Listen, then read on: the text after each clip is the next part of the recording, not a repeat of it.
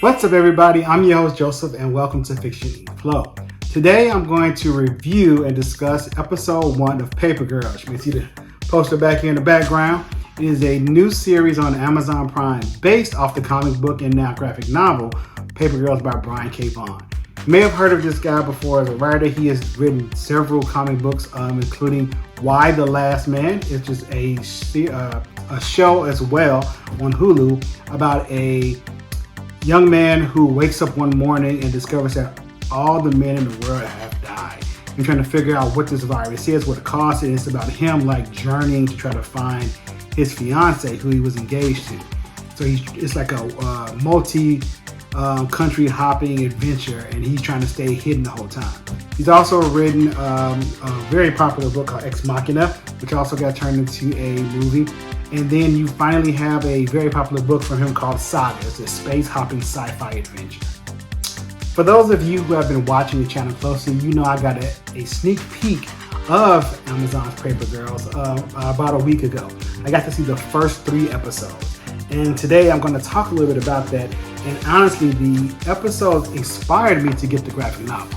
So here it is, Paper Girls Volume 1. I suggest if you really want to know what's going on, I want a little preview, that you read the graphic novel before you watch the show, or you can kind of go in blind, watch the show first, and then, like me, I was inspired to pick up the graphic novel. Paper Girls came out around 2015. The show takes place, as well as the comic book, takes place in the 1980s. So it gives you a little bit of that Stranger Things vibe. It's about this ragtag group of young girls who all have a paper route. Hence the name Paper Girls. Your main characters are Erin, Mac, KJ, and Tiff. Each girl has a distinct personality and whose characters are fully developed even in the first episode. So it starts off having Erin be the lead character, and it's focusing on her perspective.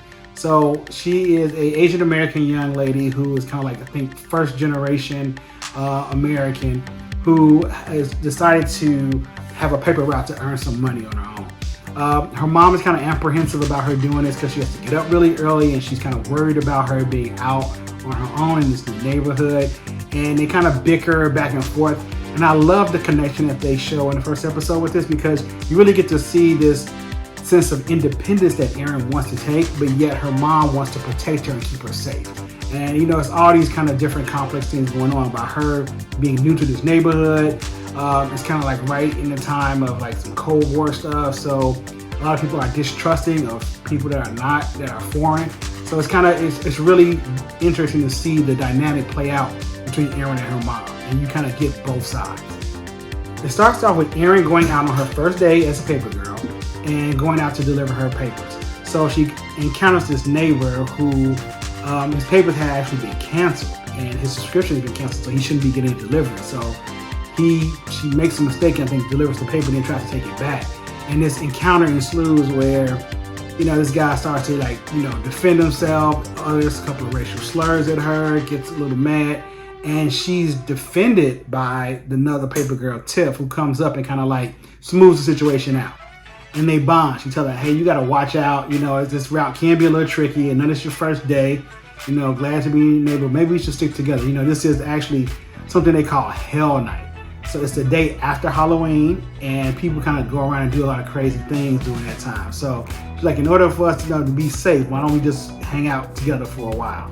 And they kind of do that, and they go on. So Tiff suggests that Erin stick together with her so they can kind of learn the route, and so she can have a little protection during this night. As they're going along talking, they encounter Mac. So Mac is a no-nonsense, pure 80s rocker kind of kid. She's tough, she smokes cigarettes, she spews profanity, and she doesn't care about anything. Except for sticking up for her fellow friends, the paper girl. So Mac is tough, she has a hard exterior, she spews profanity, she smokes cigarettes, she's a pure rocker girl, and she does stand up for her friends. And she won't take any mess from anybody. That's kind of the tough person she is. So she meets Erin, and they're kind of in the conversation, and then they realize that another one of the paper girls, KJ, is in trouble. And so they were hey, Mac, I need you to help me out. You come on with me, because KJ and these boys are kind of bully her. and we need more people. Aaron's apprehensive, but then they're like, let's all go.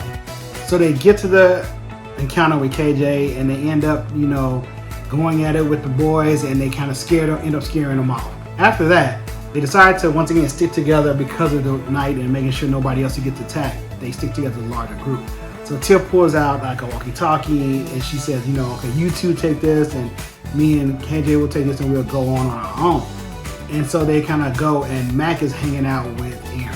And so she just refers to her the new girl. She don't even take time to learn her name. They're just talking about the neighborhood, about why she's there, and more chaos ensues. So as Mac and Aaron are off, delivering papers and having a conversation, they encounter these weird-looking people covered in this costume, and they look kind of just funny and like, what's going on with these guys? And they run up to Aaron and steal her walkie-talkie. And Mac is like, what's going on? Like, hey, making a big fuss trying to chase after him. But they like knock him down and take off. They meet back with KJ and Tiff and then discussed how these weird people took Tiff's walkie-talkie. And she's like, I paid a lot of money for that to save up all year. And so they're like, well, Mac's like, well, let's go get it back. We need to do something, like, we don't know where they are. And then they hear some noise on the walkie. And so, Mac is like, what? I think it's the same boys who bothered us from before. Like, get ready because we're coming for you. And so, like, well, where do we go? And Mac is like, well, there's this place where a lot of teenage boys like to hang out. My brother's gone there before, so let's go, and we can probably meet him there and get your walkie-talkie back. So they head to this old, like, abandoned house, and they're in and they're looking around and trying to figure out if the boys are there. So they go into this house and go down into the basement where they hear some noises, some rumblings, and they encounter the guys, and they kind of get into a scuffle with them and end up breaking the walkie-talkie, and they kind of leave away. And they discover that these guys are not who they thought they were. It's not the boys who they encountered earlier. It's some other different people. And as they are in the basement, they see this machine that looks really weird. And like, what is this? This looks freaky. Like, let's get out of here. And something happens at that moment. And the sky turns this really like blue, pinkish hue to it. And they think that it's maybe a nuclear strike or a nuclear bomb. And like, we gotta get out of here, we gotta get away. Like, we need to stay for a while. So they're arguing. And they end up staying in the building for a little while. And they say, well, let's go. Mac, like, my house is pretty close. Let's ride to our house and see what's going on. So as they're riding, they're looking like we don't see anybody in the street. Like, this makes no sense to me. This seems really weird. And they go and they hang out at Mac's house. And she like talks to them. You get to know a little bit about her past life, how she is the way she is. And they decide to hide out a little bit longer. And they see another flash in the sky, another big noise. Like, what is this? What's going on? And Mac panics. Like, well, I need to go get something to help defend us in case it is a nuclear attack. And she ends up getting a gun.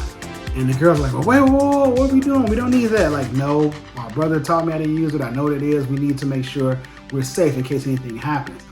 And they are kind of arguing, like, we don't need this, going back and forth. And like, well, give me the gun, Mac, put it away. And she's pointing like, no one's gonna take it from me. And Aaron is kind of like steps up and kind of goes to her like, stop, we need to just get out of here and not to resort to this type of violence. And in the scuffle, the gun goes off. And they kind of all like freeze, like, is everybody okay? And they were like, yeah. And then Aaron has been shot.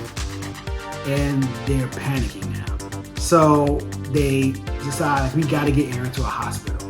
And they all are in agreement, and they jump out, and Tiff is the only one with driving experience, so she ends up taking the car, but it doesn't look like she's going to make it. She's starting to like pass out, and Mac is really concerned and worried.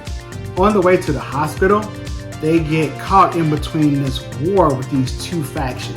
You have this one group of like aliens who look like the ones they encountered before, and another group who are wearing like these all white suits, and they're just battling. And they are right smack in the middle of this war. And they don't know what to do. And one of the aliens kind of like gets close to the paper girls and like kind of tries to communicate with them, and then realizes that they can have some kind of translator working, and they can kind of explain that we'll help your friend, we just need to help her. They give her this shot and they move her, and they kind of all just panicking during all the chaos. As they're running away now, the aliens that were helping them, they put Aaron into this capsule and kind of help heal her for a while, and then they kind of let her come out.